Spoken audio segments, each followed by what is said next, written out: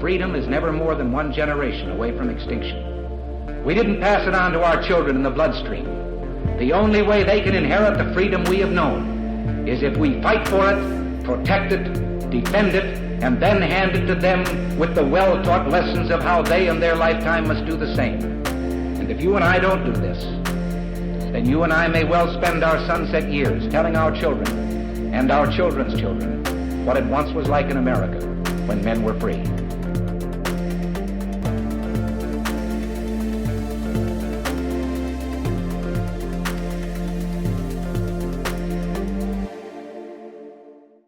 Hey everybody, Dan and Cheryl Todd from Gun Freedom Radio coming to you from the 2026 SHOT Show in fabulous Las Vegas.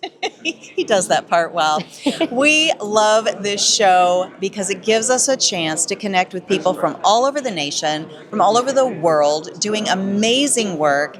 And I don't know if it would be SHOT Show if we didn't get a chance to connect with our amazing friend, Ashley Hlebinsky.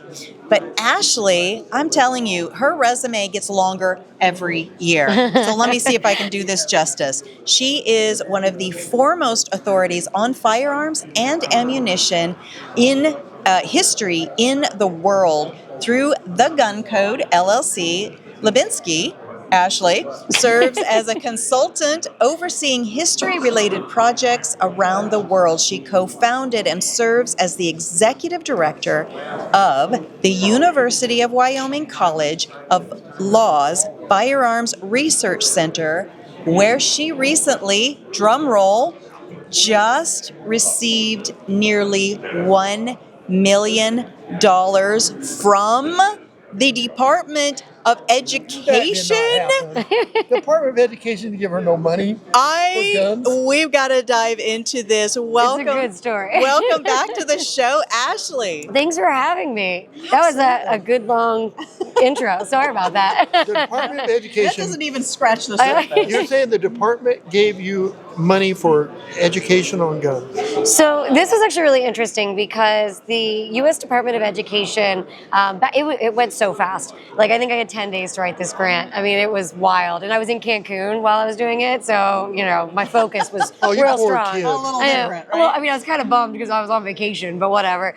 So they put out this grant for the semi-quincentennial, which is now my favorite word, the 250th. I can't even pronounce it. Semi-quincentennial. They kept spelling it out in the grant.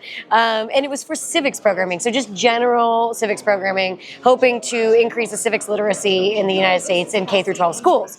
So they put that out there. Obviously, the University of Wyoming's, we're a firearms research center, and obviously Second Amendment plays a huge part of that. Yes. And so we were like, okay, well then obviously we're going to write something on the Second Amendment.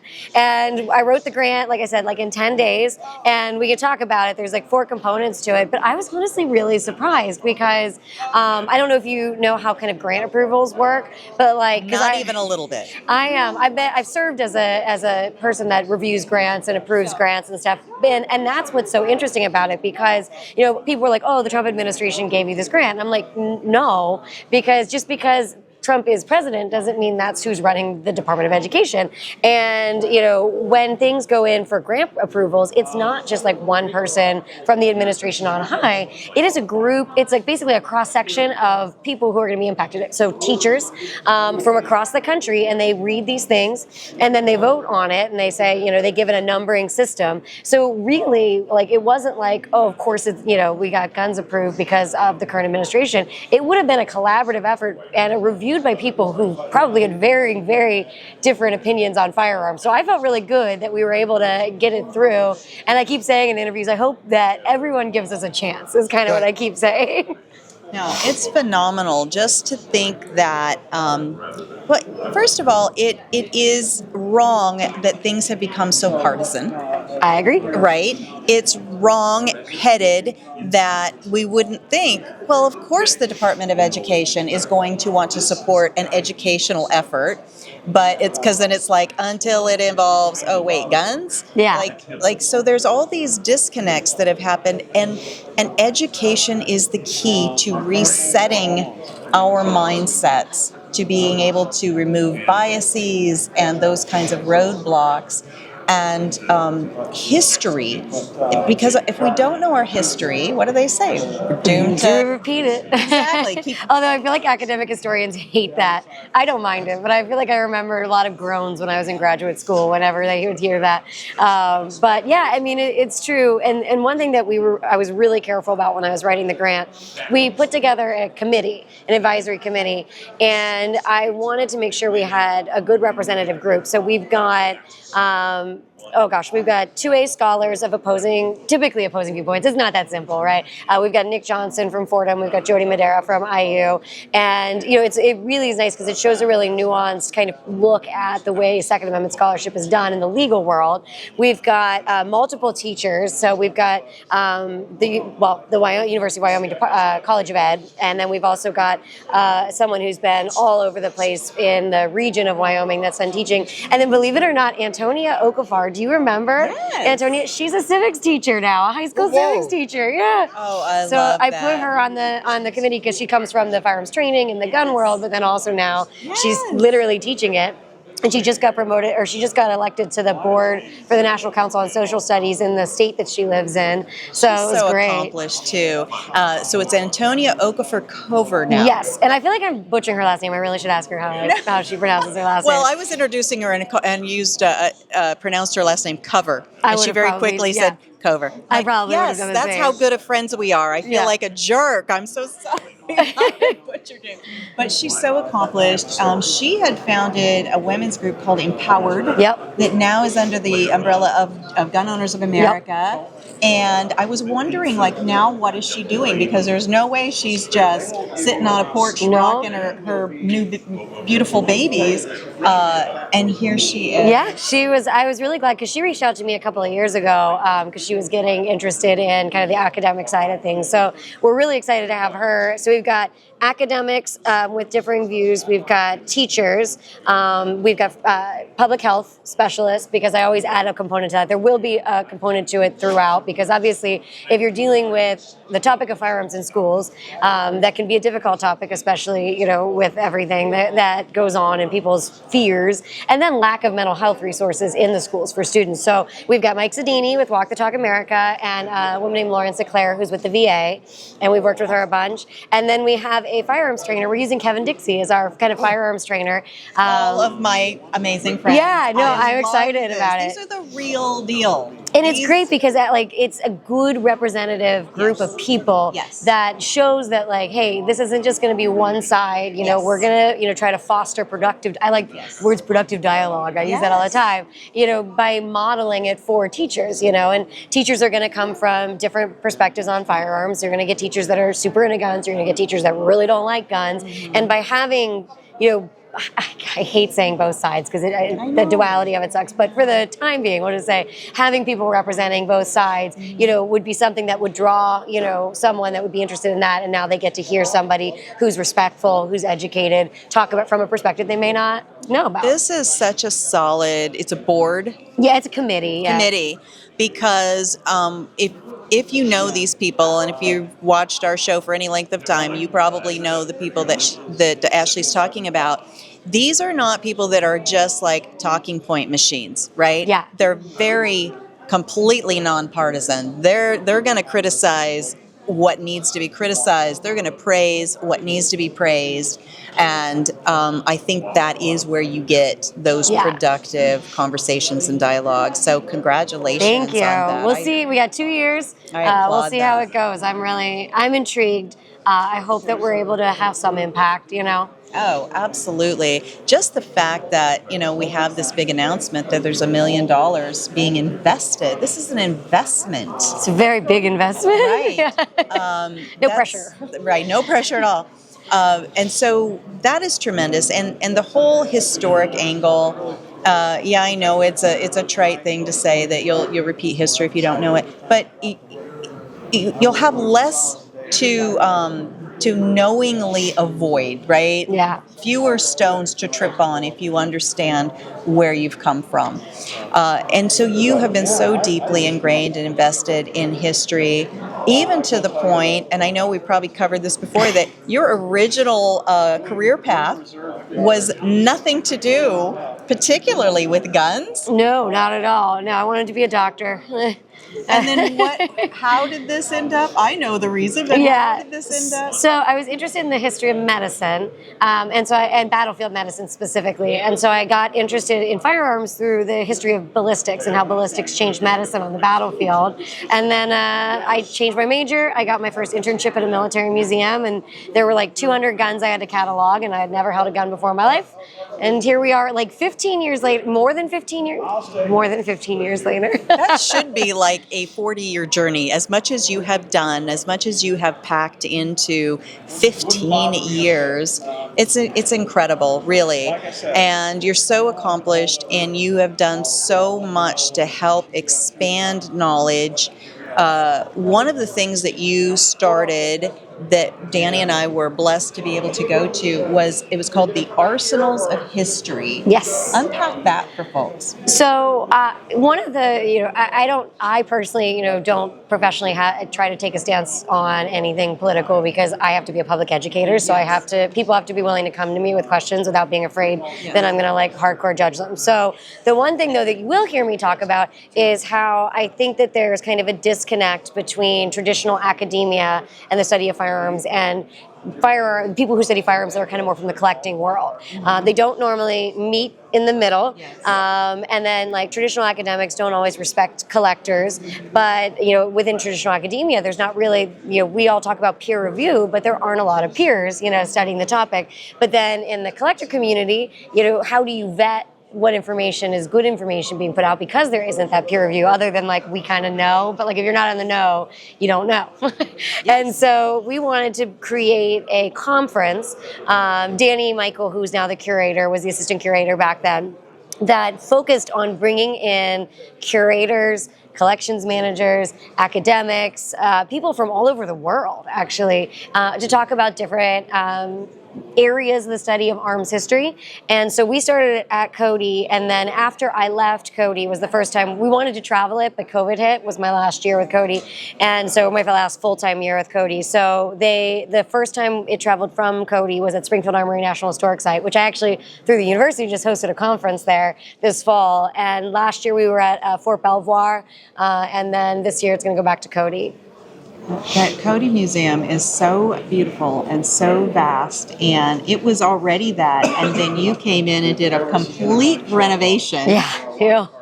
And didn't you add a basement or something? We had a basement. It was just so the original museum didn't have a basement, and then there was a basement added, but it really had no interpretation or really any. It was just kind of here's some guns and no labels. So we made the basement a lot more integral to the storyline. We added a stairwell. That's how a lot of people didn't know we had a basement, because it was on this rickety elevator. So we added a $500,000 stairwell. It's the funny things that when you're budgeting for a project that's huge, you're why is a stairwell that expensive? But you have to cut through the floor, and that's a whole thing. But yeah, we made it much more integral and focused it kind of as a reference library with labels. And you've got pull-out drawers and everything. Yeah, looking at. Yeah, yeah. It was a struggle there before the renovation, but it was at least there if you knew what you were looking at. Absolutely. Anyway, I highly encourage you, if you haven't been, or even if you have been, go check it out again, because after this renovation. So let's dive into the Walk the Talk America. What is your connection with this organization, which we champion ourselves? We think it's a brilliant effort and so needed. Talk to us about what that is. Well, you actually introduced me to Mike Zadini and Jake Wiskirchen, who are, I hope I pronounced that right. Yes, that's a difficult name, Wiskirchen, yes. Who have Walk the Talk America, and I'm on the board. And it's an amazing organization. Mental health is, such a topic of conversation everywhere in this country, but a lot of times people really don't understand it, and I don't have time to get really deep into a lot of the kind of misconceptions.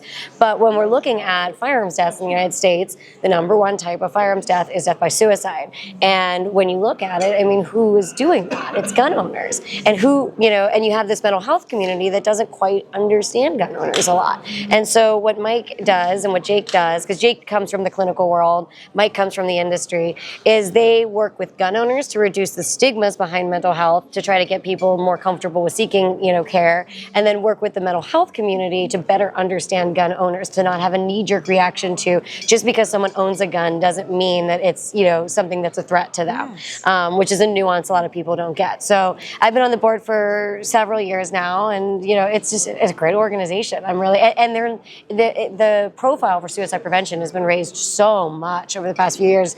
On Thursday, there's a huge suicide prevention. I think it's the first one, the suicide prevention town hall for the National Shooting Sports Foundation, who have also been leaders in suicide prevention and Project Child Safe with accidental or reducing negligent discharges. That was a difficult word for the first day of the show. Yeah.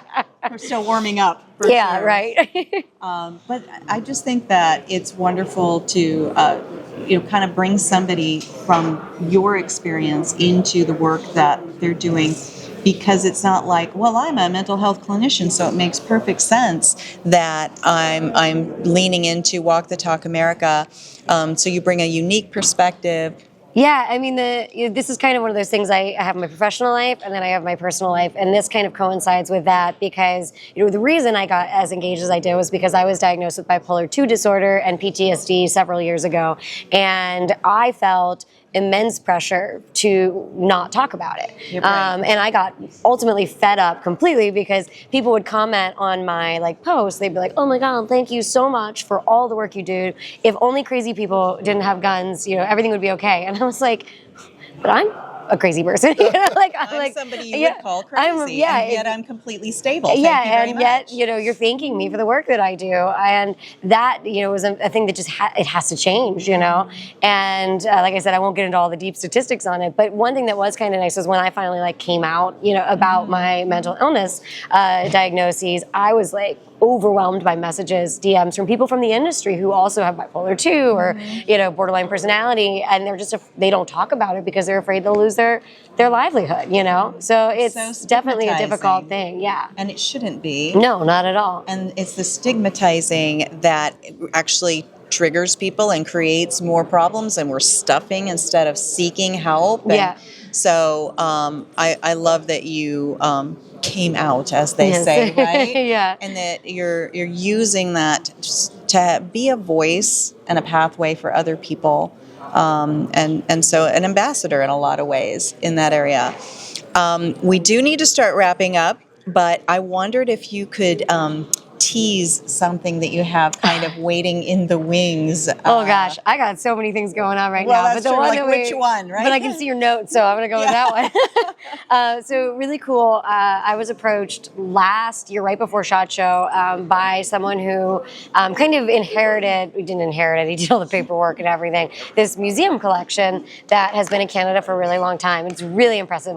Very, very heavy in machine guns, because in Canada you can have whatever you want if you have a license for it. So there are guns in this collection that we can't get in the U.S. because they can import things. We don't have they don't have the restrictions that we have.